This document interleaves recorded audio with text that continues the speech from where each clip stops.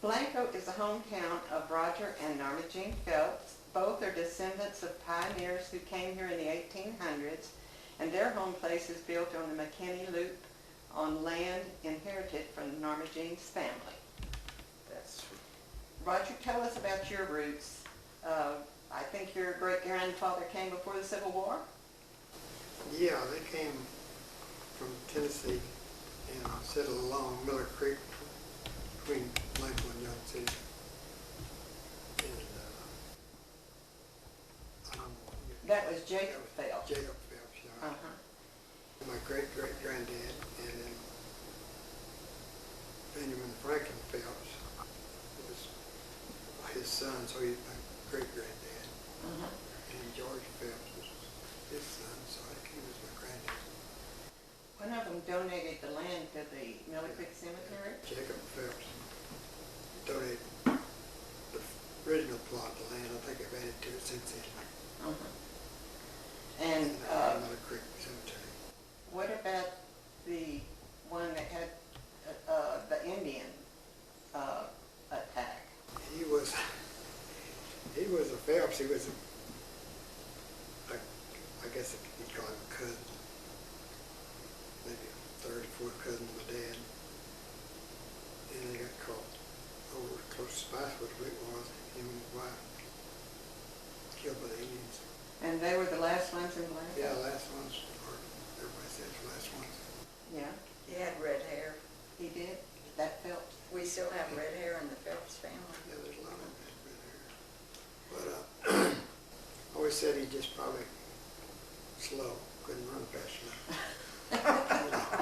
You know, we can joke about it now, but Then you were born in Blanco County. yeah, I was born over on Yeager Creek, between the Y and Henley, And Henley? and then we moved up here on McKinney, close to McKinney, when I was 6 years old, in 1939. Well, McKinney was a community. Yeah, but the only thing there was a schoolhouse and church and And a church, and same just building. people settled around Yeah. it. Then of course the graveyard. And you went to the first grade? I went to first grade there at Kenny School in 39 and 40, and the following year they closed it down and everybody consolidated with Blanco. Okay, Norma Jean, your ancestors settled here in McKinney too, right? They were the first settlers here. They came from Illinois right after the Civil War. 9 wagon train. We're in the wagon train, 9 wagons, and they brought people with them. Like my great-grandfather was a beekeeper, and so he brought his hives and everything. He set that up. Then we had a man that brought apple trees that he had, wrapped up in burlap and brought them all the way from Illinois, and he settled at the head of the river, because that's where the springs are that started the Blanco River. We had a preacher. Everybody in this wagon train belonged to the Church of Christ. So the roots in this county from the Church of Christ. Yeah, right around in here, yes. Yeah. Everybody that's buried in the cemetery up here is either kin to one of those people that came on the wagon train or married into the family, Church of Christ. Do they still bury people in, the cemetery's right at your gate, isn't it? Yes, we still bury people there. Bubbles and I just put our tombstones in there. Really? We're ready. But you were born in I was born in my great-grandfather's house about 1.5 miles down here where the first lavender farm of Texas was planted. That's where I was born in 1934. And my mother always told me that she scrapped cotton the fall before I was born in April. And she bought her first gasoline-powered washing machine. I'm one of 9 kids. This was a big thing for my mother, this gasoline-powered washing machine. And she kept it all those years, even after the motor, you know, went out and all. And she still had it when we moved back to Blanco, and she gave it to me. So I've got it in the yard planted with flowers in it. It's still working. Yeah, still doing the same. Well, now, in McKinney, they had what they call tabernacle. Yes, the men of the congregation built a tabernacle. It's right down here on 1623, where you turn off of 1623 to come on the McKinney Loop. You can still see it there. They made a house out of it now, but that's where they met in the summertime. Now, in the wintertime, they met in the building where the school was because of the weather.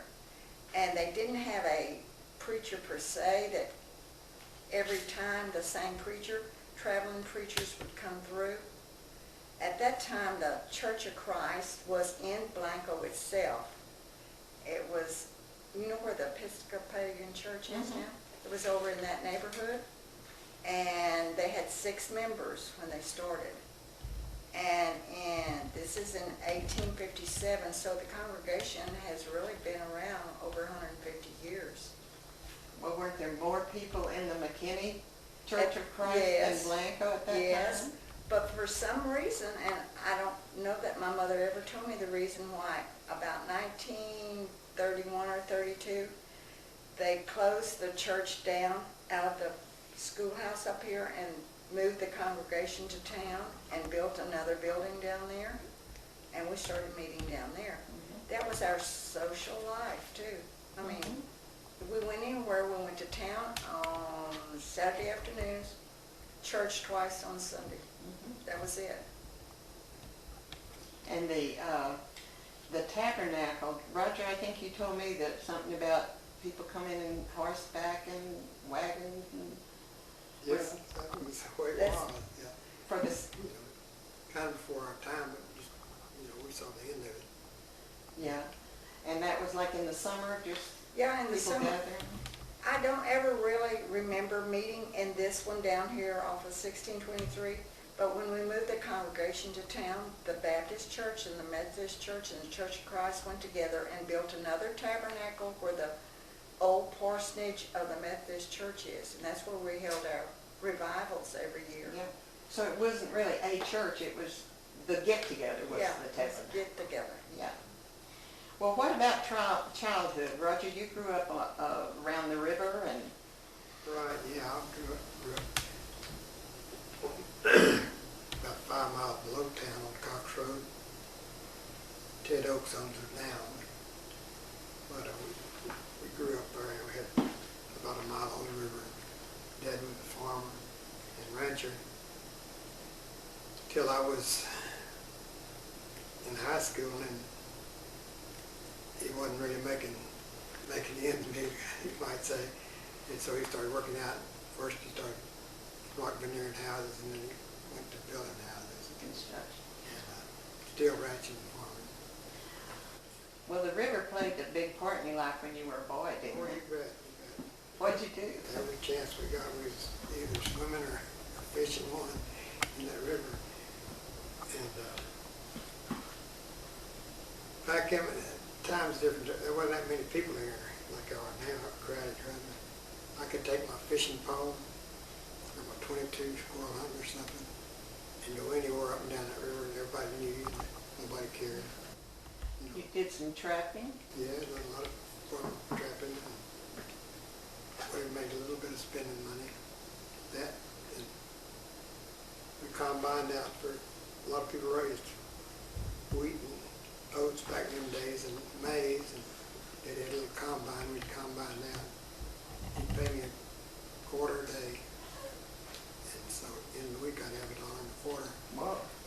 Well, you sold your furs too, didn't you? Yeah. So my furs, as in the winter time, you know, take my furs down here at Red and White, Walter Bensoff on them.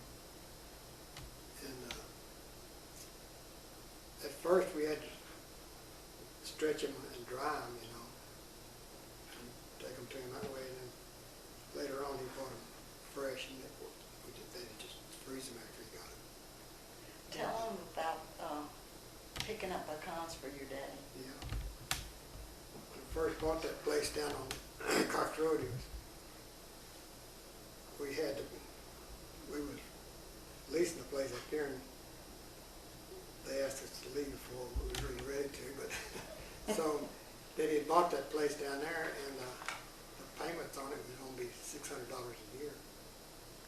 And it would have been fine. He's going to stay where he was and make a crop, and then before we tried to move down there. But we had to move down there in the fall, and he's scared he wasn't going to make the payment. But we had a lot of native pecans, and we thrashed on a pecan tree, and I think he got 15 cents a pound for them, but he sold $580-something worth of pecans. that made the first payment. You know, we would give some away to friends and kinfolks, or we could have made the whole payment. Yeah, that's a lot of pecans. I believe all the years we were there, that was the best pecan crop we ever had. Tell him how much you got a pound for Yeah, picking them up. he paid me a penny a pound picking them up. Me and Don, my older brother, you're a year older than me, we picked up a lot of pecans. Penny a pound, it takes a long time to add. Well, tell me about the red and white store, Norma Jean. Well, that's where they took their first, but that's where my mama took her cream to sell and her eggs to sell. That's what she bought her staples with. If we didn't raise it, if she didn't have it in her garden and have it canned, she didn't buy it. That was her spending money right there. And anytime the chickens needed feed, okay, that's when sacks were really colorful. You heard of sack dresses? Yeah. Feed sack dresses? Feed sack. Okay, my sisters, I had 3 sisters, and we got to take turns going in and picking out. She always bought 3 sacks of chicken feed, and 3 sacks would make a dress. One dress. One dress. So we got to go in and pick out, when it was our turn, the sacks we wanted. And one time we really got perturbed because Sylvia and Marjorie weren't in the car, but Bonnie and I were, and we were going home and going down. There's a long hill going toward Cox Road, and she had a sack of feed on either fender. Well, you know what happened, and split the sacks. We nearly cried, and we had to go home and get the buckets and come home and scrape up the feed, but it didn't help the sacks. I don't know whether it's my dress that time or if it was Bonnie's dress. It was a bad thing that happened. We laugh about it now, but that time it wasn't funny. Walter took your mama to San Antonio shopping. My mother always went Christmas shopping in San Antonio, and Walter Bensall, who did the feed store at Red and White, always gave her a ride. He was going for supplies. He always went for supplies, and he would give her a ride down there. Her and Aunt Neely usually went with her. And that one Christmas, I always found where the stuff was hid. I had the book read that she'd gotten me. And when we opened up the gifts on Christmas morning, she said, "Norma G, I got you something else. Where's your manicure set?" I said, "I didn't find the manicure set." She said, "I must have lost it somewhere." She said, "I really did. I really got you a manicure set this year." But see, I was like 14 or 15, and I still think, where's my manicure set? Never found it? Never found it, but I sure read that book. It was really good. There's one you never found. That's right. You shared your childhood with a bunch of cousins. Oh, yeah. We kind of all lived up and down the river here. Uncle Ben, he had 3 daughters. Bernice was the oldest, Bernell, and then Joanne was more my age. And then Shirley Smith Beck, she lived across the river. And then Bonnie and I lived up a little further. Well, we would walk to each other's houses, especially in the summertime, and play, because we didn't have as much work once we got the field work done. And Mother would let us play in the river and go see the cousins. And of course, we saw them at church Yeah. every Sunday. But we were really big buddies. And All there the were- pictures we have is us 4 girls. How many cousins? Oh goodness, I don't have a clue. Because Mother is one of 9. I'm one of 9, and Mother has 11 brothers and sisters. And my daddy's people were down here too, and he was, you know, the youngest of 24. So Joneses and Smiths, I got them everywhere. But he's got a lot of Well, I was Felpses going to say, too. Roger, what about you? Did you have lots of cousins here? Yeah, years ago seemed like we did. We had a family reunion in the park every year, the Saturday before Labor Day. We met at the long table up there, and it was quite a few people. Tell me about the long table. It's at the upper end of the park, across the river from here. And it was built in the 30s by the CC. The That's CC's where, if we had any kind of, like the reunions, that's where we went. If we took our dinner to church with us, and we were going to go to the show that afternoon, that's where we went to eat our dinner. And It's when still our, there. yeah, and our class reunions, once we got out of school, that's where we had all our class reunions first, when we started having them. It's right at the end of Blanco State Park. It's Yeah. Right at that road, and it's still there. Where the It's King still David there. Road goes right by the Yeah. end of the park. And if we had any school parties, that's where we had them too. It's Yeah. crazy, that was it. And when we were parking in the park, Oh dear. that's where we parked. I don't think they use them that much anymore, but back then, yeah. That Long was- tables, that. That's where you went. Because there's plenty of room there. You had plenty of room for everybody. Everybody.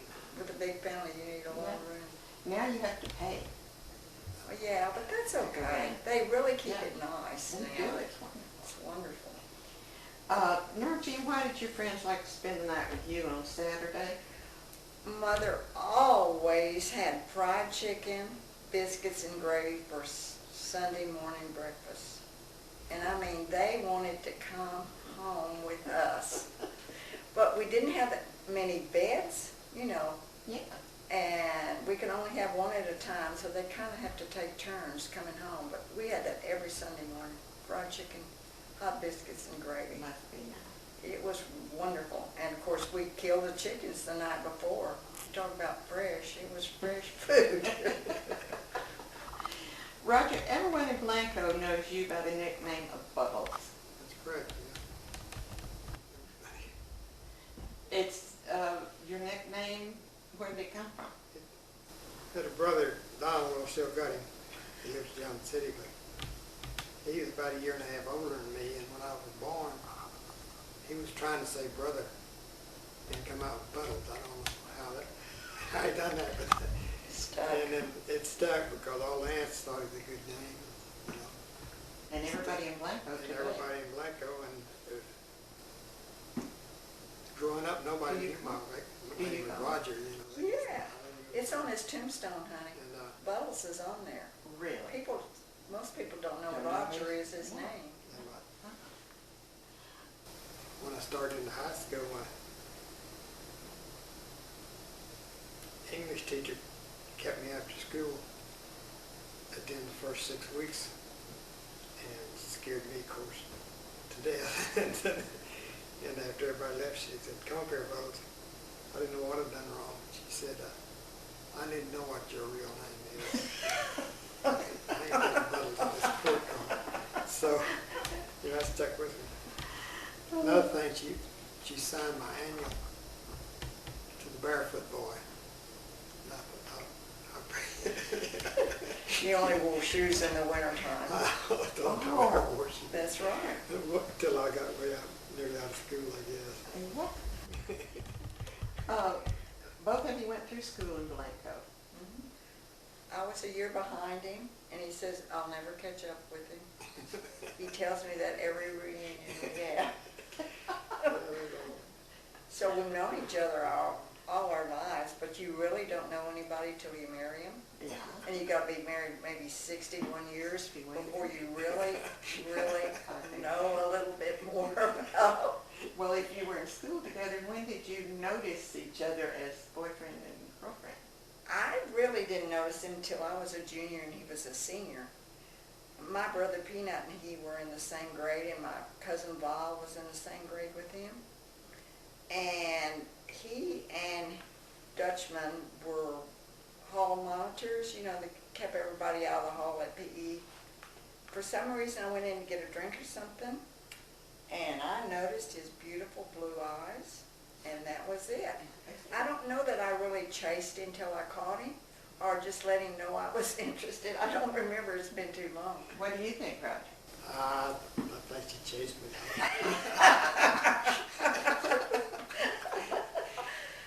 And you played high school football, right? Yeah, we played six-man football. They didn't have football during the war because a lot of boys left, didn't finish school actually. They A lot of joined them, up. except seventh grade they left. And then they started having football again when I was a sophomore. But I was working with combining out, and I didn't know what football was, so I didn't go out that year. I seen what fun it had, so I did go out junior and senior year.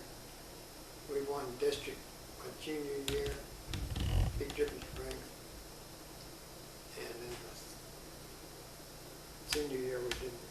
But the following year after I graduated, they won district again. My class. And it's not on the board It's not, yeah, that's right. It's so small.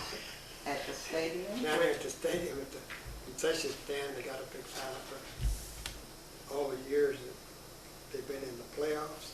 And they don't have our date or the one. Or ours on there. We're gonna have to talk to Dr. Yeah. Buck about Something that. should be done.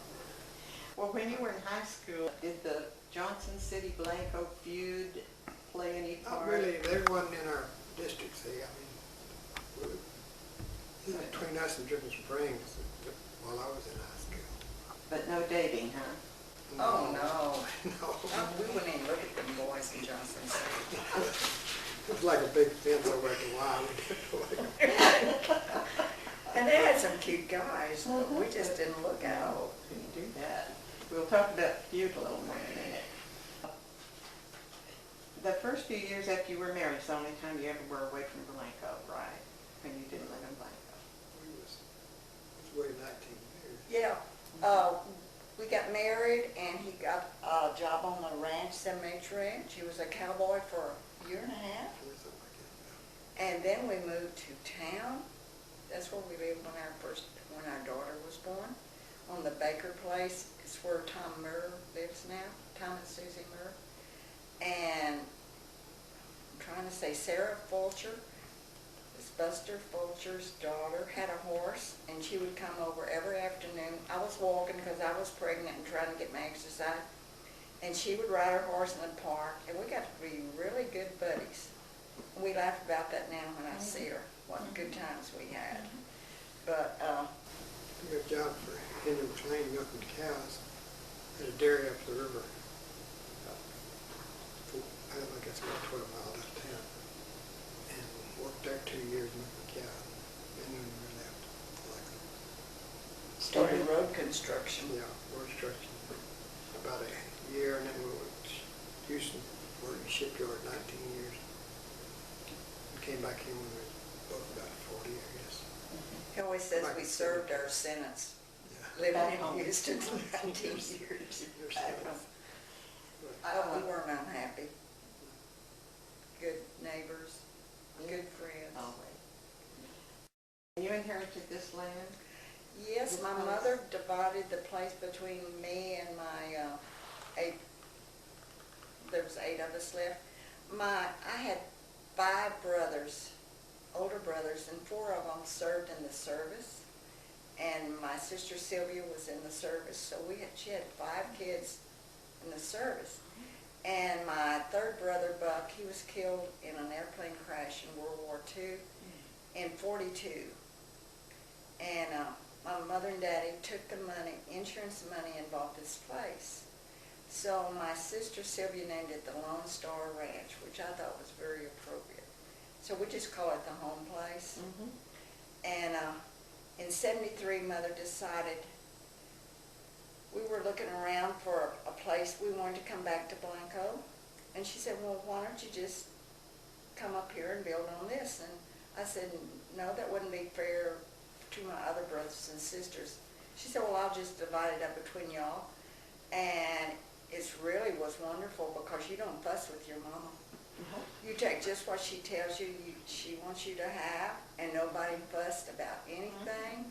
And everybody was so happy that she did do it when she did it. She did it exactly like she wanted to do it. She saw it. Yeah. We ended up buying another part. My oldest sister Sylvia didn't want her part, so everybody got 19 plus acres, but Sylvia didn't want her part, so my sister Bonnie and I split hers up, and we bought part of it, and Bonnie bought part of it.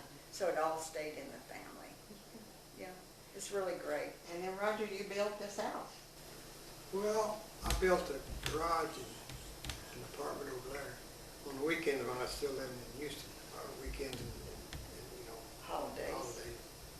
And then I got Jack, my brother, he was a building contractor, had bought Daddy out. And he had started this house, and when we moved up here, we was just fixing to put the roof on, had the studs up and everything. And then I fell in here and helped him finish it. And that was like about 74. 74. Right. And I went to work for Jack, building houses. And when did you retire? I don't even remember. Have you retired?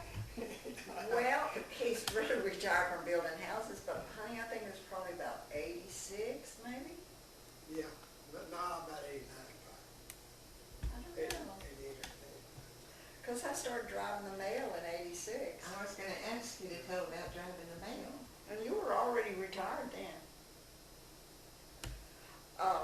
My Aunt Janie, Carol Smith's wife, was a substitute mail carrier. And she was going to retire. And she said, Norma Jean, you want to try to get this job? She said, it's a good part-time job. The mail route was 150 miles. It's the longest mail route in the United States because it encompassed Blanco and Johnson City. So I said, okay, Terry Elsie was the regular carrier. And he's the one that trained me. And the very first day, from reading everything as your car is moving, I got so sick. By the time we got to Blanco, I said, you're going to have to let me out of this car. He said, you go get you some Dramamine and take it every morning. He said, you're going to have to, that's what's going to happen. You're just car sick.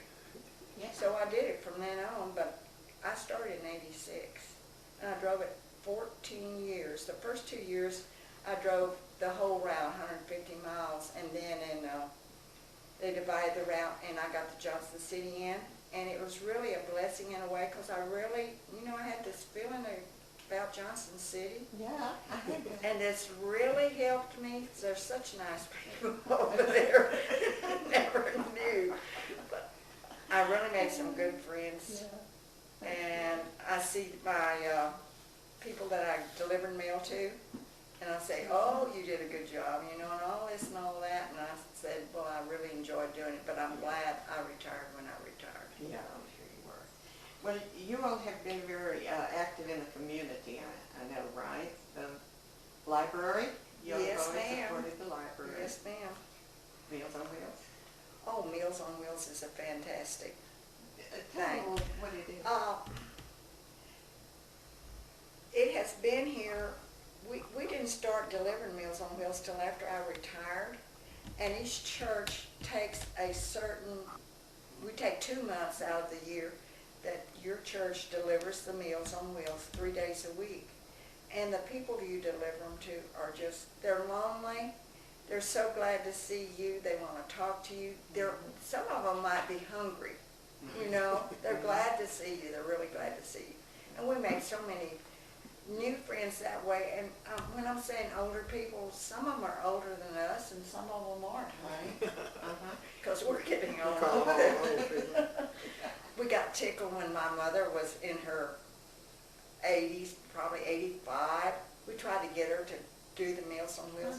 She said, no way. She said, if they're hungry, I'll just cook some food and take it to them. And we have laughed about that to this day.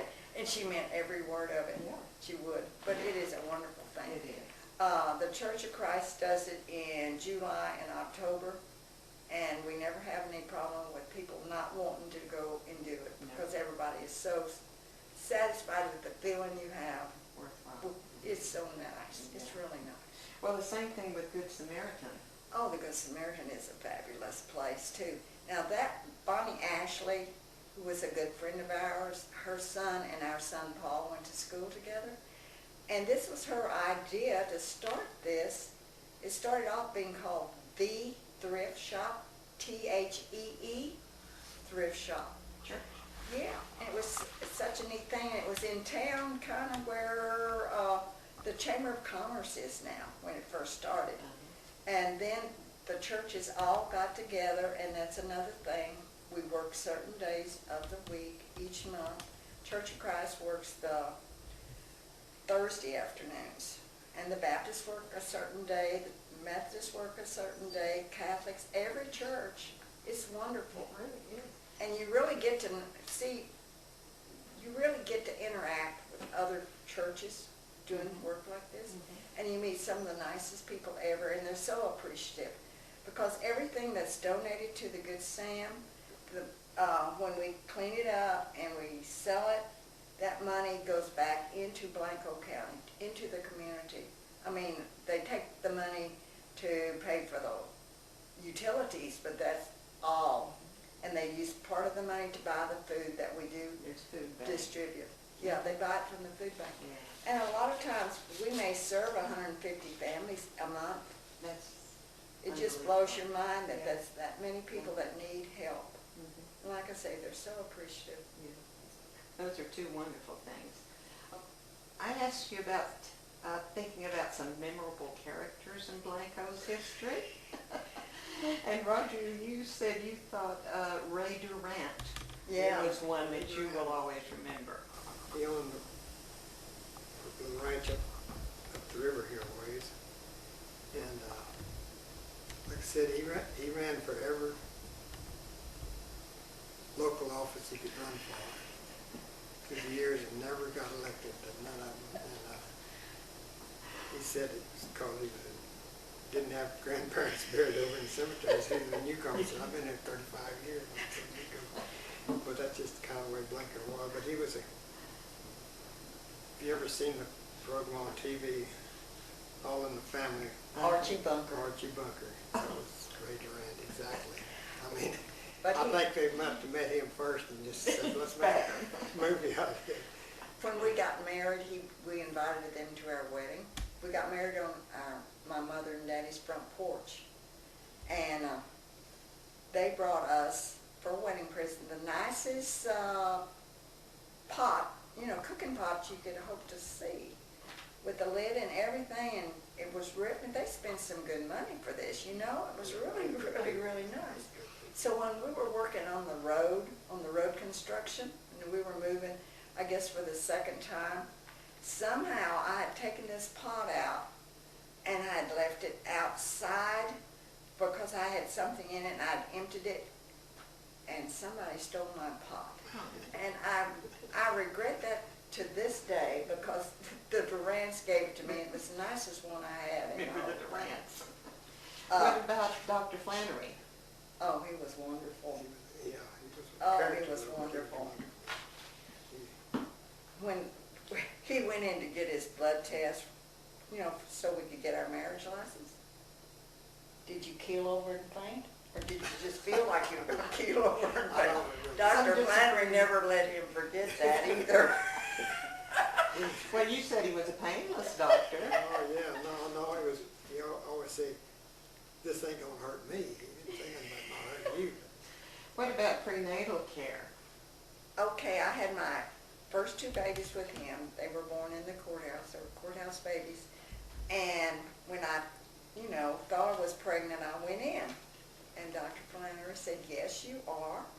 And here's the date your daughter's gonna be born, well, he didn't say daughter, your child's gonna be born in the middle of February. I'll see you then. Well, that's when I went back. That was it. That was it. Valerie was born 5 minutes till midnight, and he did his best to try to persuade me to make her born on Valentine's Day. And I said, no way. Her birthday is February the 13th. And he kind of got upset with me, and so did Dr. Me and Flannery. Dr. Flannery talked it over. We thought she was asleep midnight. I wasn't Said, asleep. About 5 minutes before midnight. We can put it down after midnight. I said, good, yes, that's right. And, She heard it. I said, no way. and see, we named her Valerie after her grandfather. So, He knew what she was It going would to be do. perfect. yeah, but it wasn't her birthday. And she was born on February the 13th, and it was a Friday 13th. Oh, I would go along with that. No way. Of course, everybody agrees that Bernice Smith West Oh, yes. is what probably is Blanco's most She memorable. she is. We wouldn't have this book if it wasn't for her. Anytime we want to know anything, we say, go get the book. Mhm. She was Blanco's historian. She was. And we really didn't have, when she was researching something, she'd ask you what you knew and all, and she'd put it down, and then she'd give, I've got a copy of nearly everything she researched. She made sure she shared it with all the family. It was fantastic. Mhm. The big book there, it has families. Yes. It's, looking through it, it's remarkable how many families I am kin to in here. Now, his family did not put in as many stories because Bernice kept prodding us, poking us, get your story in, get your story in. She and Bill, her second son, Bill West, they really were the instigators, or we wouldn't have this book. And it's a treasure. It It's is wonderful. fantastic. We all made sure that all our kids, we bought our kids one. Uh-huh. Everybody's Yeah. kids have got one. I'd like to mention one other character Blanco had was Wayne Smith. Wayne Smith. That's my uncle. He was the mayor down here for 35 years. Didn't have no city council or nothing else, and no problem hardly at all. 35 years.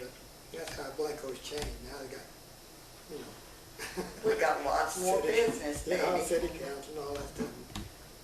He's history, though. You know, Yeah. but, you know, whatever he said went. I mean, he didn't Well, have, he had common sense. yeah, he didn't have to talk it over with Yeah. a bunch of other people. He Just had that's the way common it was. sense. And they named the dam after him down here. Oh, But he was 35 years. yeah. He just retired on his own. Yep. Back to Bernice, this brings up the subject of the Johnson City Blanco feud. Oh, word. That has been a family, it's been in our family feud forever. Well, between the two towns. Yeah. If we ever played Johnson City, Bernice wanted to beat them 100 to nothing if we could. One time we beat them 53 to nothing. That wasn't good enough.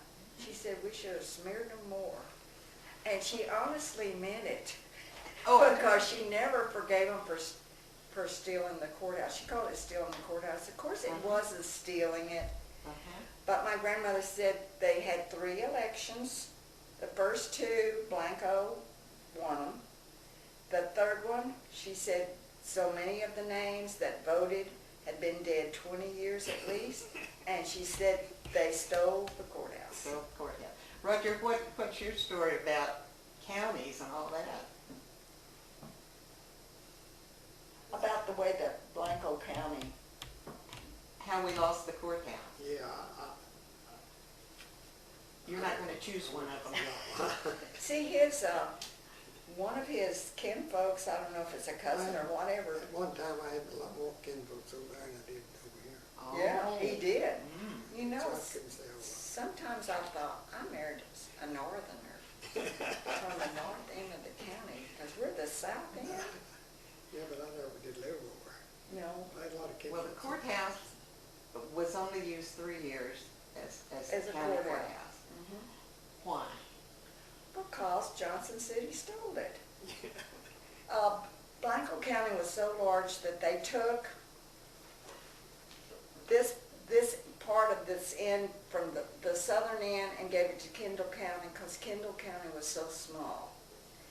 When they did that, Blanco was no longer in the center of the county.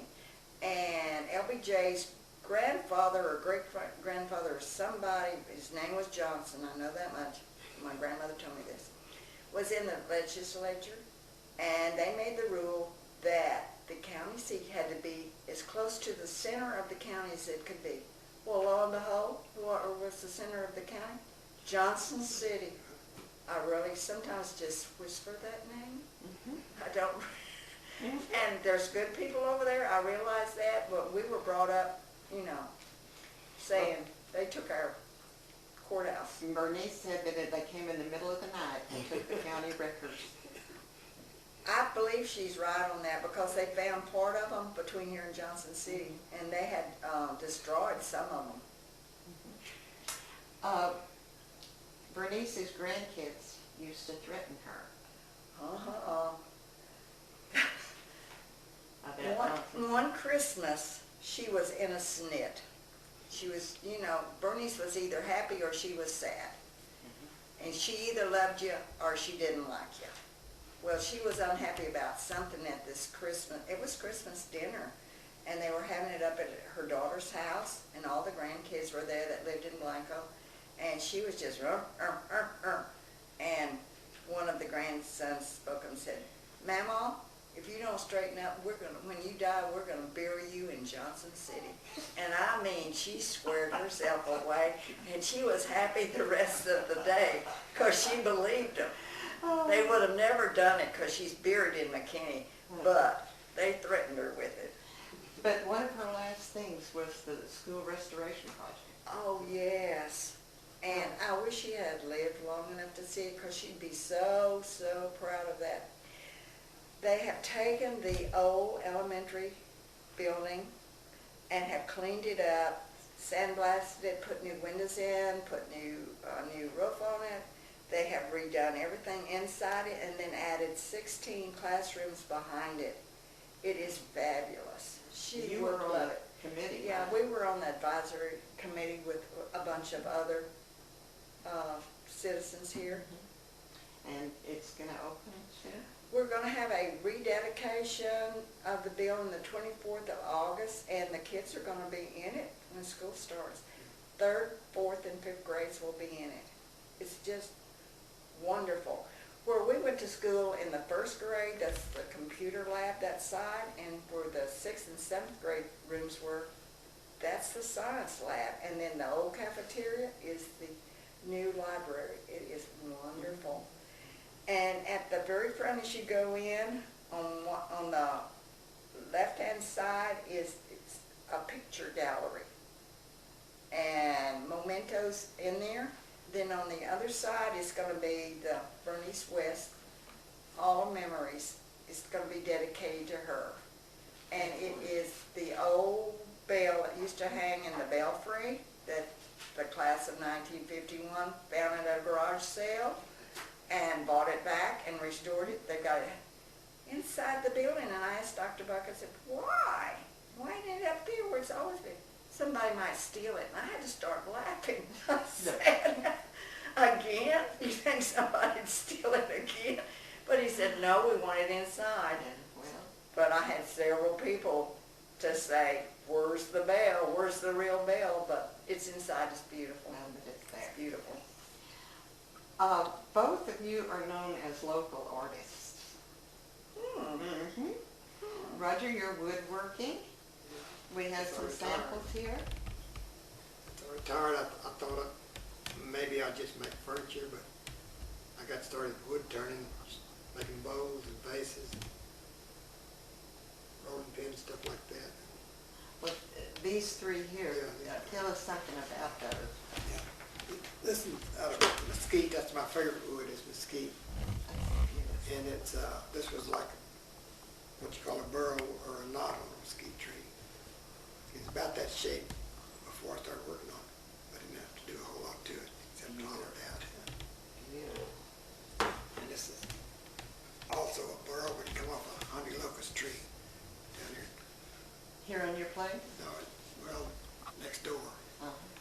Whitworths. Whitworth's place. Beautiful. And the tree was in their yard down and it died. This is a piece of box elder Church of Christ. Christ yard down there. Right. Big. My mother planted this tree in 1959 when they built the new church building. And if y'all ever go by there, you're gonna see this stump. It's about this big around there to the side. 4 foot in 4 diameter. foot in diameter. And, And it died. It died due to drought, you know. Died Things in are 11. gorgeous. Finished And dying. now, Jean, you are known for your quilts. That's a prize-winning one that you have Yeah. behind you there. Okay, Buttles, one Christmas I said, Buttles, I want this quilt pattern. And he said, how much is it? And I said, it's $25. He said, oh my word. I said, okay. He said, for a pattern? Because, you know, you think $25 for a pattern, that's a lot. But I got it and he looked at it and he said, oh, how many pieces? And I said, okay, it's called a sampler. And I said, it has 85 different blocks in it. I want to make it. He said, you'll never do it. Boy, that spurred me on. I was determined to do it then.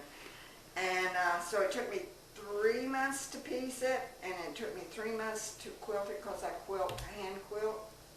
But it is. And it's going to go on my coffin instead of flowers. And my daughter said, that's fine, Mother, but it's not going to go in the grave with you. I'm going to grab it out. I said, that'll work. And it has won prizes, right? Oh, yeah. Yeah. They asked me, was I going to enter one in the quilt show this year? And I said, I can't do any better than I've done. No, I'm not going to enter nothing ever again. We've got, I think, a pretty good idea of your life in your hometown. And a lot of people now are complaining, you know, that it's too busy and 281's too busy and there are too many newcomers and too many fast foods and so forth. And I'm just going to ask you the last question. What do you think of your hometown? I think it's wonderful. It's perfect. We've got to have change if we're going to keep growing. Yeah. That's what life's about, is change. You agree, Roger? That's right. Yeah. Okay. Yeah. Great people. Thank you very much. It was fun. Goodbye.